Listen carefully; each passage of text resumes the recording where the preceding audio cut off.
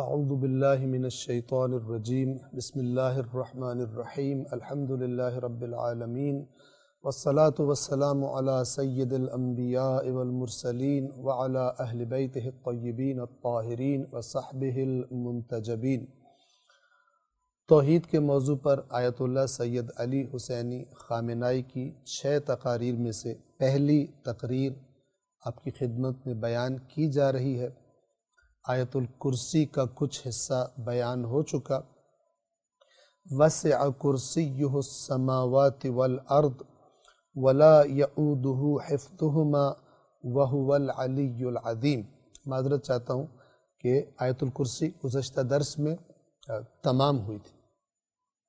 اب اس قرآن مجید کی عظیم اور اہم ترین آیات میں سے جو آیت ہے جسے آیت الکرسی کہا جاتا ہے، اس کا ترجمہ اور وضاحت بھی آپ نے سنی۔ اس کے بعد آیت اللہ سید علی حسینی خامنائی سامعین سے سوال کی شکل میں موضوع کو ان کے سامنے رکھ رہے ہیں، اور سب سے بہترین انداز وہ ہوتا ہے کہ جس میں ایک معلم، ایک ایسا شخص کہ جو چاہتا ہے کہ جو بات میں کر رہا ہوں وہ اچھی طرح سننے والوں کے لیے واضح ہو جائے، جتنے پہلو ہوں اس کے زیادہ سے زیادہ واضح کیے جا سکیں، اور اس کام کے لیے ایک بہترین طریقہ سننے والوں سے سوال کرنا ہے۔ فرماتے ہیں ان آیات سے آپ مجموعی طور پر کیا سمجھتے ہیں؟ یعنی آپ نے آیت الکرسی کے جو الفاظ سنے، مجموعی طور پر کیا تصویر بنی آپ کے ذہنوں میں؟ ان باریکیوں کے علاوہ جو آیت میں ہیں، ان نکات اور چھوٹی چھوٹی چیزوں کے علاوہ جو ہر جملے میں ہیں، کہ ان میں سے ممکن ہے چند ایک کو آپ سمجھ لیں یا میں سمجھ لوں، اور دسیوں یا سینکڑوں دوسری باریکیاں اور نکتے ہیں جو اللہ کے برگزیدہ بندوں کے علاوہ کوئی اور نہیں سمجھ سکتا۔ جس کی جتنی معرفت ہے، اپنی معرفت کی مقدار میں آیات قرآن سے استفادہ کرتا ہے۔ توجہ فرمائیے، یہ اللہ کی کتاب، یہ اللہ کی عظیم نعمت، یہ اللہ کا عظیم ہدیہ کہ جس کے بارے میں خود اللہ قرآن میں فرماتا ہے کہ یہ جو ہم نے تمہیں قرآن دیا ہے، ان لوگوں کو جو ہم نے قرآن عطا کر دیا، فَبِذَلِكَ فَلْيَفْرَحُوا، اس پر چاہیے انہیں کہ خوشیاں منائیں کہ کیا نعمت اللہ نے اس قرآن کی شکل میں انہیں عطا کر دی۔ بجائے خوشیاں منانے کے، اس قرآن سے دور لوگوں کو رکھا گیا، اور الٹے سیدھے بہانے اور توہمات کہ جن پر اگر غور کیا جائے تو وہ اللہ پر بہتان ہے کہ اللہ نے ایک ایسی کتاب دے دی انسانوں کو تا قیامت کہ جس کو عام بندہ سمجھ ہی نہیں سکتا۔ قرآن کے یونیک ہونے میں، قرآن کے ایک ایسی کتاب ہونے میں کہ کوئی کتاب اس مسئلے میں اس کا مقابلہ نہیں کر سکتی، وہ کیا ہے کہ آپ دیکھیں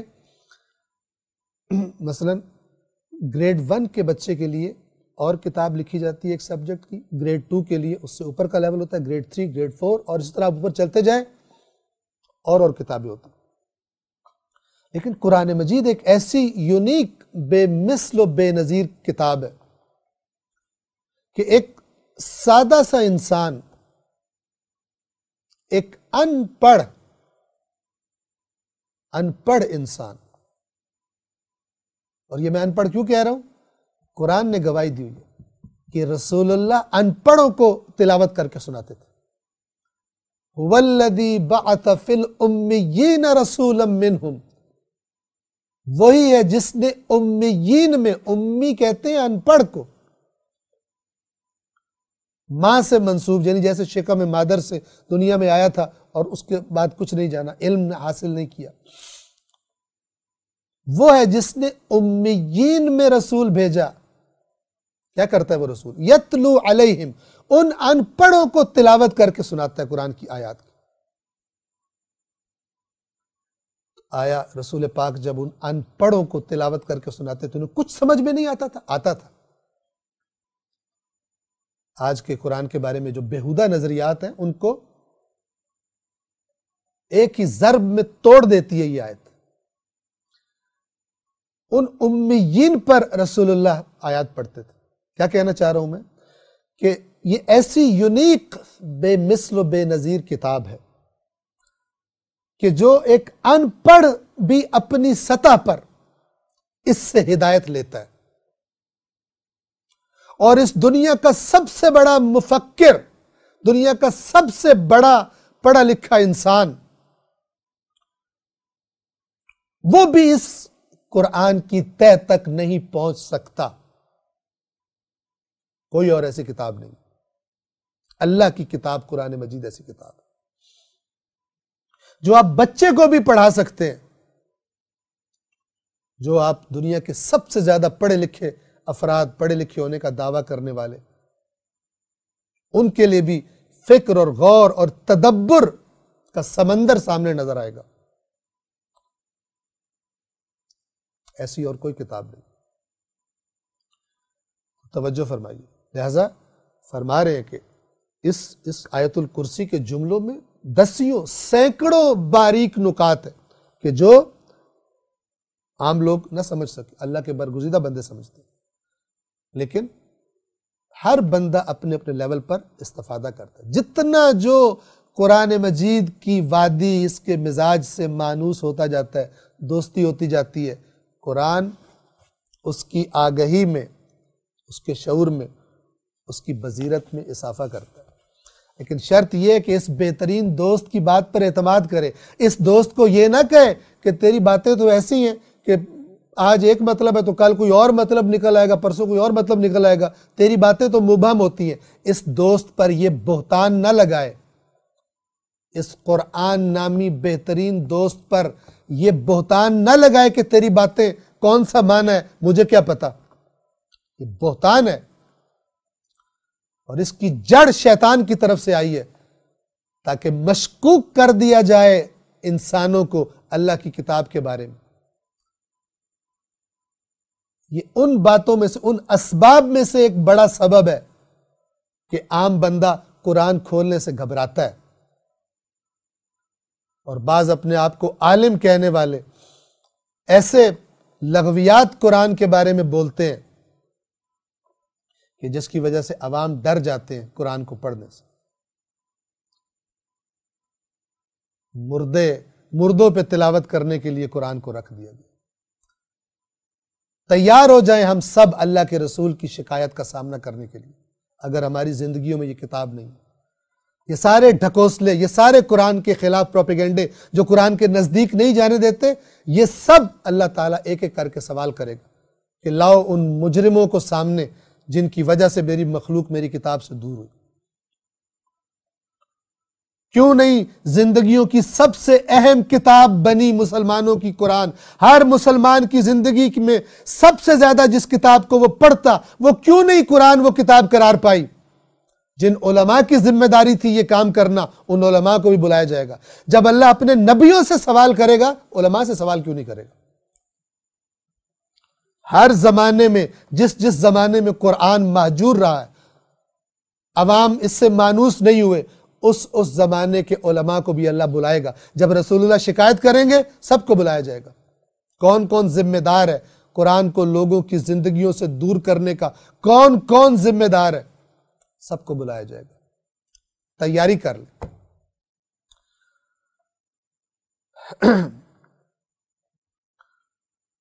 ان آیات سے آپ مجموعی طور پر کیا سمجھتے ہیں؟ ان باریکیوں کے علاوہ جو آیت میں ہیں، ان نکات اور چھوٹی چھوٹی چیزوں کے علاوہ جو ہر جملے میں ہیں، کہ ان میں سے ممکن ہے چند ایک کو آپ سمجھ لیں یا میں سمجھ لوں، اور دسیوں یا سینکڑوں دوسری باریکیاں اور نکتے ہیں جو اللہ کے برگزیدہ بندوں کے علاوہ کوئی اور نہیں سمجھ سکتا. جملے، یعنی یہ جو جملہ ہے کون سا؟ اللہ لا الہ الا ہو، اللہ کون؟ اللہ جس کے سوا کوئی معبود نہیں۔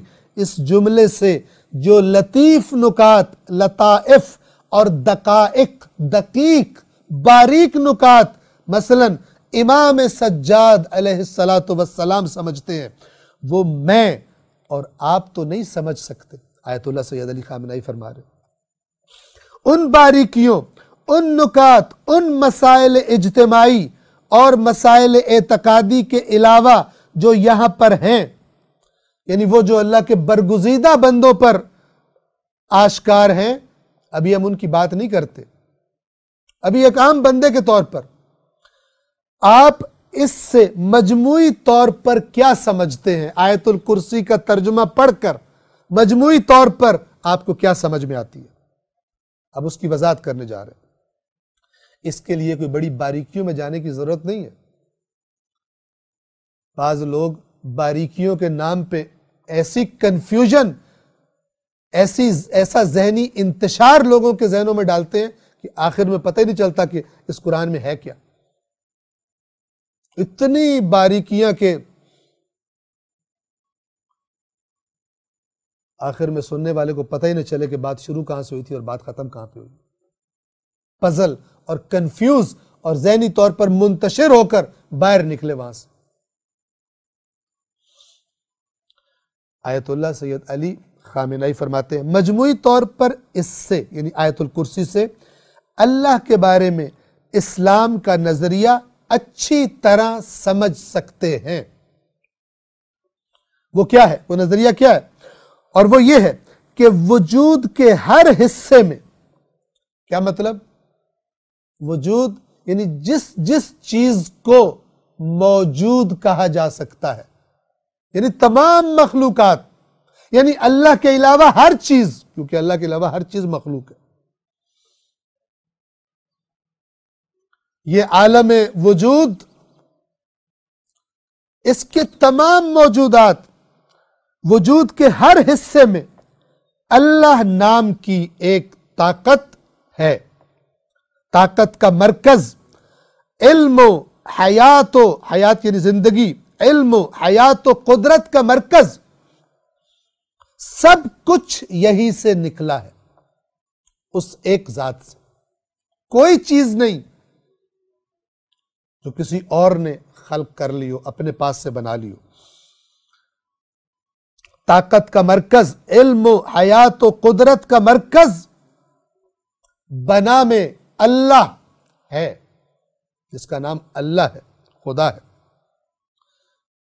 دوسری طرف سے تمام چیزیں، یعنی یہ اللہ کی بات ہو گئی۔ اب اللہ کے دوسری طرف دیکھیں، دوسری صف، جیسے گزشتہ درس میں بتایا گیا تھا، دوسری طرف سے تمام چیزیں اس کی عظیم و شاندار قدرت کے سامنے، کس کی؟ اللہ وحدہ لا شریک۔ تمام چیزیں اس کی، یعنی اللہ کی عظیم و شاندار قدرت کے سامنے حالت فقر میں فقیر ہے۔ ایک حقیر ذرے سے لے کر عظیم ترین ہستیوں تک، انبیاء، اولیاء، ائمہ تک، سب اللہ کی ذات کے سامنے فقیر ہے، محتاج محض ہے۔ کوئی ایک چیز نہیں ہے، کوئی ایک پہلو نہیں ہے جس میں کائنات کی عظیم ترین ہستی، اللہ کا نبی بھی اللہ کا محتاج نہ ہو۔ بلکہ ان کی معرفت جتنی زیادہ ہے، اتنا زیادہ ان کو احساس ہے، اتنا زیادہ ان کو پتہ چل جاتا ہے کہ ہم اللہ کی ذات کے آگے کتنے محتاج ہیں۔ اور جو جتنا کم علم رکھتا ہے، کم معرفت ہے، اتنا غفلت کا شکار ہے اللہ کے بارے میں۔ تمام چیزیں اس کی عظیم و شاندار قدرت کے سامنے حالت فقر میں، حالت عبودیت میں، بندگی کی حالت میں، حالت بندگی میں ہیں، سب کے سب۔ تاکید سے آیت اللہ علی خامنہئی فرما رہے ہیں، یعنی کوئی استثناء نہیں ہے۔ کیوں اتنی تاکید ہے؟ اس لیے تاکید ہے کہ یہ شرک کا جراثیم بڑا خطرناک جراثیم، یہ اگر اندر ہو تو پھر یہ انڈے بچے دیتا رہتا ہے، اور یہ انڈے بچے انسان کو جہنم میں لے جانے کا سبب بن جاتے ہیں۔ اللہ تعالیٰ فرماتا ہے قرآن مجید میں رسول پاک کو حکم دیا، قل انی امرت، اے رسول ان سے کہہ دیجئے بے شک مجھے امر کیا گیا ان اعبد اللہ مخلصا لہ الدین، کہ میں اللہ کی بندگی کروں، دین کو اسی کے لیے خالص کر کے اس کی بندگی میں کسی کو شریک نہ بناؤں، اللہ کی اطاعت کروں۔ توجہ فرمائیے، حضرت موسیٰ علیہ السلام سورہ قصص کی آیت ہے، وہاں پر فرماتے ہیں جب وہ حضرت شعیب کی مثلا بیٹیوں کے جانوروں کو پانی پلا چکے تو آرام کے لیے جہاں بیٹھے، جملہ کیا نکلا منہ سے؟ رب انی لما انزلت الی من خیر فقیر، اے میرے رب، میرے پالنے والے، بے شک یقیناً جو تو میری طرف خیر نازل کرتا ہے میں اس کا فقیر ہوں، میں اس کا نیاز مند ہوں، تیری طرف سے خیر جو اس فقیر کو ملتی ہے اس کا محتاج ہے۔ تمام چیزیں اس کی عظیم و شاندار قدرت کے سامنے حالت فقر میں، حالت عبودیت میں، حالت بندگی میں ہیں، سب کے سب اس مرکز قدرت کے مقابلے میں عبودیت کے اعتبار سے، یعنی بندہ ہونے کے اعتبار سے، بندگی کے اعتبار سے کائنات کی چیزوں کے درمیان کوئی فرق بھی نہیں ہے کہ کوئی آ کے کہے میں اللہ کا کم محتاج ہوں، تو اللہ کا زیادہ محتاج ہے۔ غور سے سمجھیے اس بات کو، اس اعتبار سے سب برابر ہیں۔ کس اعتبار سے؟ اللہ کے محتاج اور اللہ کے سامنے فقیر ہونے کے اعتبار سے۔ کائنات کے کمزور ترین وجود سے لے کر کائنات کے طاقتور ترین وجود تک دونوں برابر ہیں اللہ کے محتاج ہونے میں۔ ان میں سے کوئی یہ نہیں کہہ سکتا کہ میں تیری نسبت کم محتاج ہوں اللہ کا۔ دونوں سب کے سب ہر چیز ایک جیسی محتاج ہے، اور اس اعتبار سے کائنات کی چیزوں کے درمیان کوئی فرق بھی نہیں ہے۔ ایک معمولی ذرے سے لے کر ایک عظیم کہکشاں تک، ایک مومن سے لے کر ایک کافر تک، ایک بے قیمت چیز سے لے کر ایک عظیم انسان تک، سب اس ذات کے مقابلے میں دست بستہ، سر تسلیم خم، عبد، بندے اور غلام ہیں۔ جو لفظ بھی استعمال کرنا چاہیں کر لیں، آپ بات کو سمجھیں۔ حضرت موسیٰ علیہ السلام بھی اتنے ہی محتاج ہے اللہ کے جتنا فرعون محتاج ہے، اس اعتبار سے کوئی فرق نہیں۔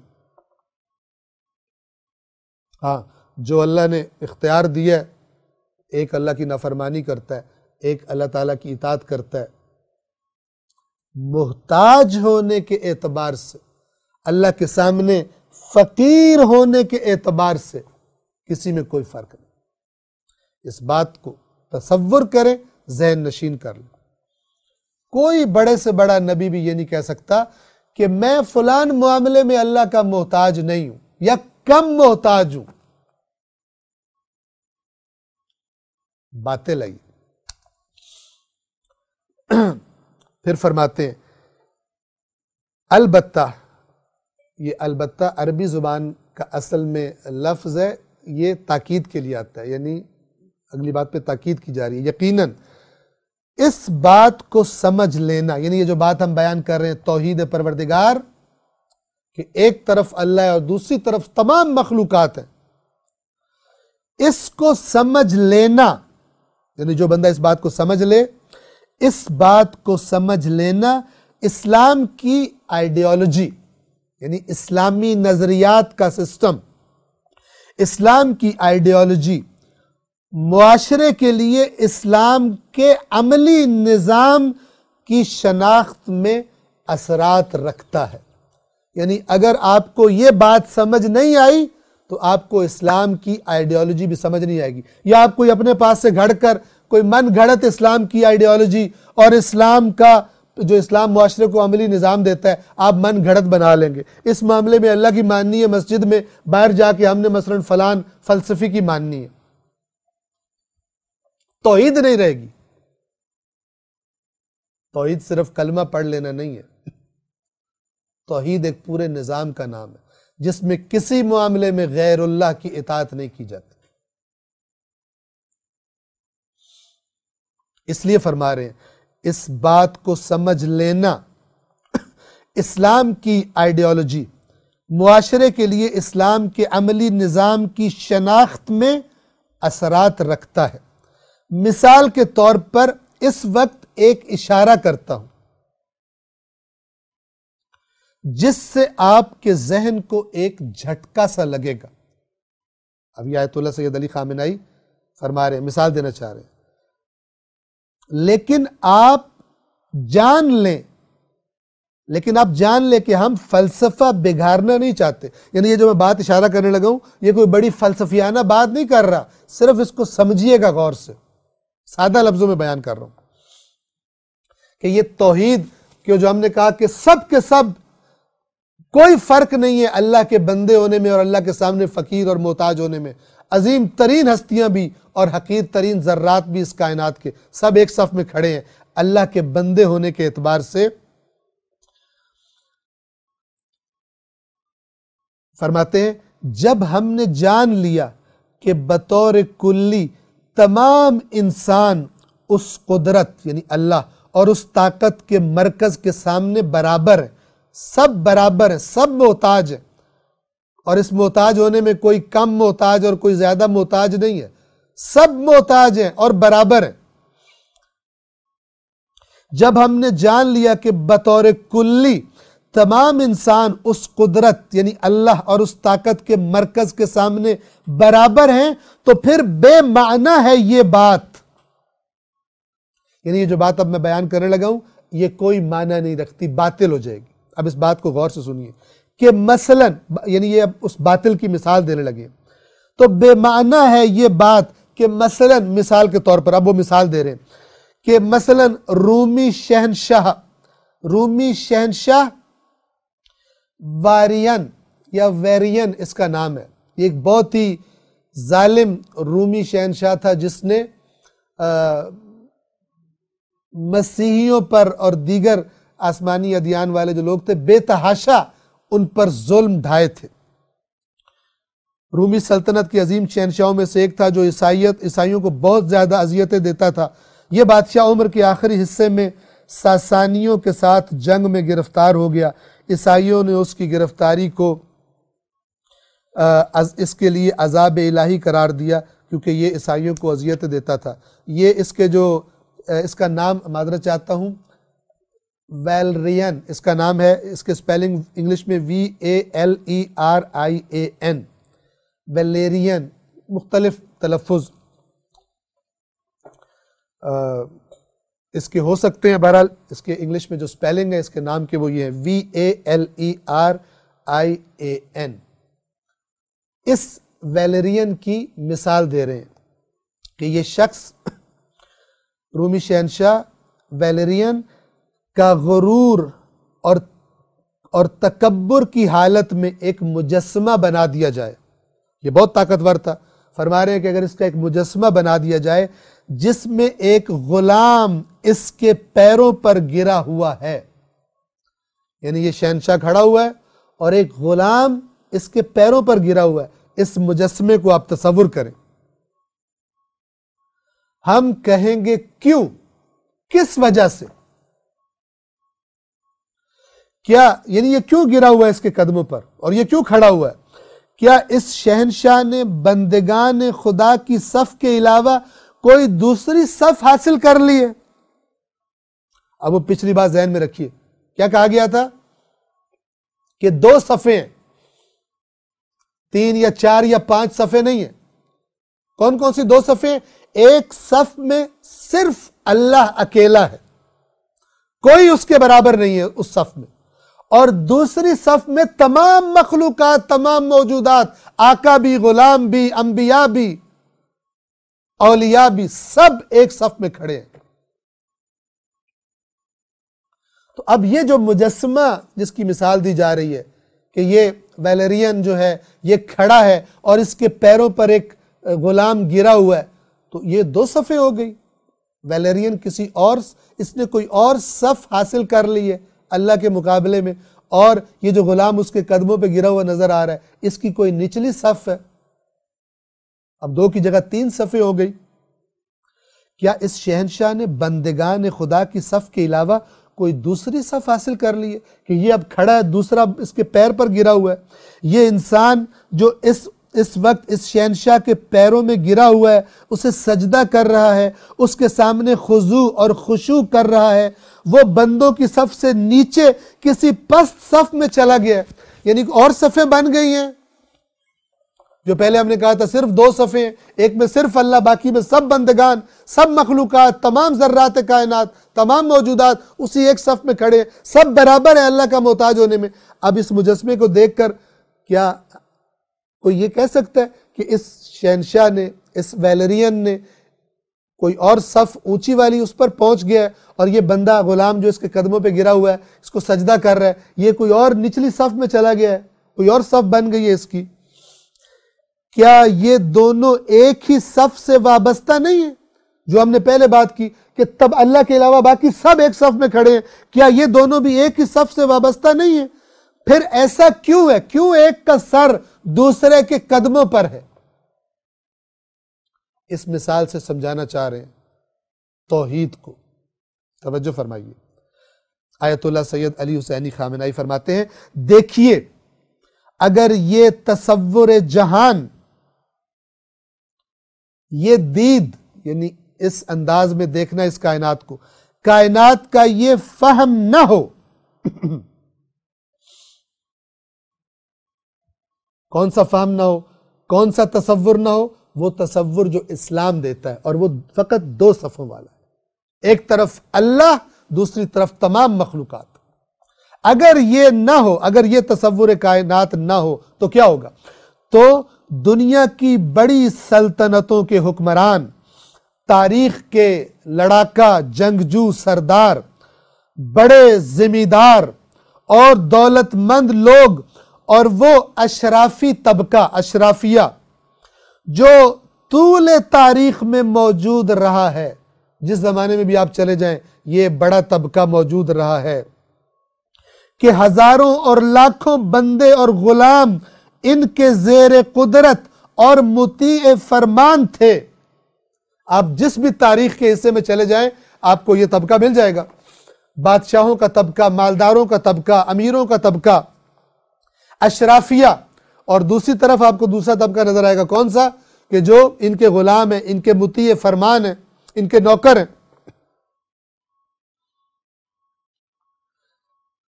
یہ لوگ کہہ سکتے تھے، کون؟ یہ اشراف، یہ مالدار، یہ حکمران، یہ سردار، یہ کہہ سکتے تھے اگر اسلام کا تصور کائنات نہ ہو تو یہ کہہ سکتے تھے کہ جناب میں تو منفرد ہوں، میں کوئی اونچی چیز ہوں، میں اس سے، یعنی یہ جو میرا غلام ہے، میرا نوکر ہے، میری خدمت پر مامور ہے، میں اس سے مختلف ہوں، اسے میرے پیروں پر گرنا چاہیے۔ جیسے آج کل بھی بعض متکبرین کہتے ہیں جب تک تو میرے پیروں پہ گر کے معافی نہ مانگے میں تجھے معاف نہیں کروں گا۔ ان قریب اللہ تجھے بتائے گا کہ کس کو کس کے پیروں پر گرنا ہے، اور مجھے اس کے سر پر پیر رکھنا چاہیے۔ یہ طبقہ کہہ سکتا تھا، یہ اپنے دعوے پھر ان کے ٹھیک ہوتے، کوئی غلط بات نہیں تھی، اگر ان دو صفوں کے علاوہ کوئی تیسری چوتھی صف بھی ہوتی۔ مخلوقات میں بھی صفات ہوتی، صفیں ہوتی، ایک سرداروں کی صف، ایک غلاموں کی صف۔ نہ، نظام توحید کائنات میں، اسلام کے تصور کائنات میں ایک طرف اللہ ہے اور دوسری طرف اس کے بندے ہونے کے اعتبار سے سب برابر ہیں، اس کے محتاج ہونے کے اعتبار سے۔ توجہ فرمائیے، یہ لوگ کہہ سکتے تھے کہ جناب میں تو منفرد ذات ہوں، میں اس سے مختلف ہوں، یعنی اس نوکر غلام سے، اسے میرے پیروں میں گرنا چاہیے اور مجھے اس کے سر پر پیر رکھنا چاہیے، مجھے اس پر حکمرانی کے لیے خلق کیا گیا ہے، یعنی میں پیدا ہی حکومت کرنے کے لیے ہوا ہوں، یہ کہہ سکتے تھے، مجھے حکمرانی کے لیے خلق کیا گیا ہے اور اسے فرما برداری کے لیے پیدا کیا گیا ہے، میں آقائی کے لیے پیدا ہوں، میں آقا بننے کے لیے پیدا ہوا ہوں اور یہ بدبختی اور بیچارگی کے لیے خلق ہوا ہے، میں اس خدا کا بندہ ہوں جس کی طاقت زیادہ ہے اور وہ کسی ایسے خدا کا بندہ ہے جس کی صلاحیت کم ہے۔ توجہ فرمائیں، ایسی ہی چیز، ایسی ہی بات جو بنی اسرائیل کہا کرتے تھے، انہوں نے جو دین میں تحریف کی تھی، سنیے، ایسی ہی چیز جو بنی اسرائیل کہا کرتے تھے، بنی اسرائیل کہتے تھے ہمارا خدا، کائنات کا خدا یہوہ ہے اور یہوہ کا لطف و کرم بنی اسرائیل پر زیادہ ہے، لہذا بنی اسرائیل برتر قوم ہے، باقی ان کی نوکری کے لیے خلق ہوئے، باقی گھٹیاں ہیں، بنی اسرائیل برتر ہیں۔ یہ یہودیوں کے نزدیک یہوہ یہ خدا کا نام ہے جو تورات میں خدا پر اطلاق ہوا ہے، لیکن انہوں نے کیا بنا لیا تھا کہ یہ ہمارا ہے اور اس نے ہمیں برتر بنایا ہے، اس ہمارے خدا نے باقیوں کو گھٹیا بنایا۔ ہندوستان کے مشرک بت پرست کہتے تھے کہ معاشرہ 4 طبقوں میں تقسیم ہوتا ہے، یہ قوم پرستی، یہ ہمارا خاندان برتر ہے، تمہارا خاندان گھٹیا ہے، یہ قبیلہ پرستی۔ جب آپ کو پتہ چلے گا کہاں سے آئی ہے، ورنہ اسلام کہتا ہے تمہیں ایک باپ اور ایک ماں سے پیدا کیا، اور اللہ کے ہاں احترام تقوی کی وجہ سے۔ جنہوں نے اللہ کے بیارات سے ہٹ کر اپنے آپ کو برتر بنایا ہے، اللہ تبارک و تعالی حق رکھتا ہے کہ روز قیامت ذلیل و رسوا کرے اور بتائے کہ برتری کا معیار وہی تھا جو قرآن میں لکھا تھا، ان اکرمکم عند اللہ اتقاکم، اللہ کے اٹل آئین میں جو عزت اور شرف اور برتری کا معیار ہے وہ تقوی ہے، کوئی قوم قبیلہ برتری کا معیار نہیں ہے، ورنہ اللہ تبارک و تعالی یہ نہ فرماتا، سورہ حجرات کی یہ آیت ہے، یا ایھا الناس، اے انسانوں، انا خلقناکم من ذکر و انثی، ہم نے تمہیں ایک باپ اور ایک ماں، ذکر کہتے ہیں مذکر کو اور انثی یعنی مؤنث، تمہارا ہم نے ایک باپ اور ایک ماں سے تم سب کو خلق کیا ہے، کوئی بشر ایسا نہیں ہے کہ جو آدم و حوا کی اولاد نہ ہو۔ وَجَعَلْنَاكُمْ شُعُوبًا وَقَبَائِلَ لِتَعَارَفُوا، اور ہم نے تمہیں قومیں بنایا اور قبیلے بنایا تاکہ ایک دوسرے کا تمہیں تعارف ہو جائے، پہچان لو، فلان ہے فلان ہے، پہچاننے میں آسانی ہو جائے کہ یہ کون سا بندہ ہے، یہ کون سا بندہ ہے، لیکن یہ معیار برتری نہیں ہے۔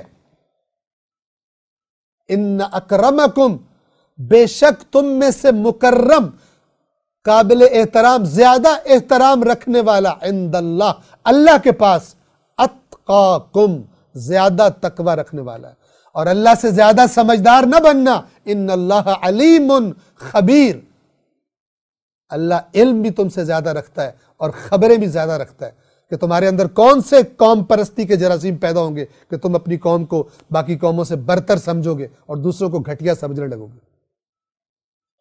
توجہ فرمائیے، ہندوستان کے مشرک بت پرست کہتے تھے کہ معاشرہ 4 طبقوں میں تقسیم ہوتا ہے، ہر طبقے کا ایک مخصوص خدا ہے، غریبوں کا خدا بھی غریب، امیروں کا خدا بھی امیر، ہر طبقے کا ایک مخصوص خدا ہے اور وہ ایک مخصوص جگہ سے خلق ہوا ہے، یعنی اسے کمزور اللہ نے خدا نے خلق کیا ہے، اسے طاقتور خدا نے خلق کیا ہے، اسے غریب خدا نے خلق کیا ہے، اسے امیر خدا نے خلق کیا ہے، یعنی جیسا بندہ ویسا خدا بھی ہے۔ لیکن اسلام کی خالص توحیدی سوچ کہتی ہے کہ تمام ممکنات اور تمام موجودات ایک جگہ سے، ایک ہی مبدأ کہتے ہیں سٹارٹنگ پوائنٹ، جہاں سے ابتدا ہوتی ہے، ایک ہی مبدأ سے، ایک ہی دست قدرت سے خلق ہوئے اور بنائے گئے ہیں۔ یہ توحید کہتا ہے، یہ اسلام کہتا ہے۔ سب کا بنانے والا ایک ہے، سب اس کے سامنے بندے اور غلام ہیں، سب اس کی قدرت کے ماتحت ہیں، سب کو اس کی فرما برداری کرنی ہے۔ کسی کو یہ حق نہیں، آپ ذرا غور سے سنیے ان جملوں کو، خوب توجہ فرمائیے گا، یہ آخری ایک آدھ منٹ۔ ان ساری باتوں کے نتیجے، اسلام کی توحیدی نظریے کے نتیجے میں اب کیا ہے؟ کسی کو یہ حق حاصل نہیں کہ وہ اپنا سر کسی کے پیروں پر رکھے۔ نظام توحید